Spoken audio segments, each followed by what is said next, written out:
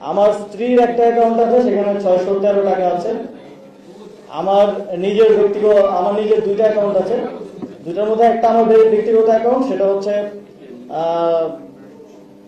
জনতা কোন ব্যাংক, এটা সোনালী ব্যাংকে। সেটাতে এটা আমার সেভিংস অ্যাকাউন্ট, এটাতে 9,930 টাকা আছে। আর আরেকটা হচ্ছে আমার স্যালারি অ্যাকাউন্ট, যেটা আমার গভর্নমেন্টে থাকা অবস্থায় স্যালারি সহ গভর্নমেন্টের আরো যেই টিএডিএ সহ যেই লেনদেন, সেটা এই অ্যাকাউন্টের মাধ্যমেই হতো।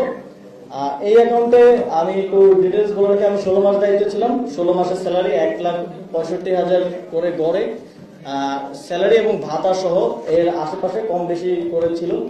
এবং আমি 5টি বিদেশ সফরে গিয়েছিলাম। বিদেশ সফরের যে টিএডিএ বিল সরকারের পক্ষ থেকে দেয়, আপনারা জানেন, সেটাও এই অ্যাকাউন্টে এসেছে। সেটা গড়ে 4-5 লাখ 6-7 লাখ টাকা করে হবে 5টি বিদেশ সফরের।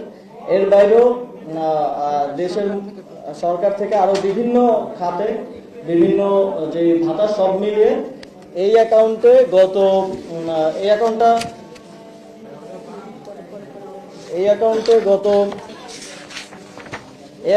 এখন আছে 9,78,626 টাকা।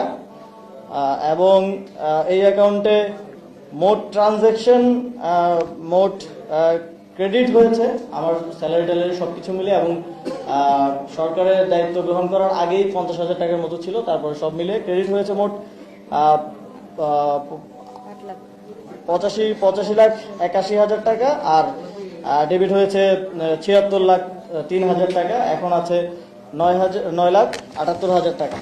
তো মোট আমার দুইটা অ্যাকাউন্ট মিলিয়ে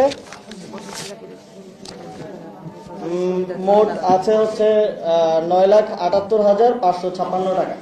তো এই 85 লাখের মধ্যে আমি যেটা বললাম, স্যালারি আছে অলমোস্ট গড়ে যদি 1,65,000 70,000 করে ধরি, তাহলে অলমোস্ট 25 লাখের মতো, 85 লাখের মোট টোটাল ট্রানজাকশনের মধ্যে। আর 5টা বিদেশ সফরের প্রায় 35 থেকে 40 লাখ টাকার মতো হবে। আপনারা ডিটেইলসে যখন সফট কপি আমরা দিব সেখানে দেখতে পাবেন।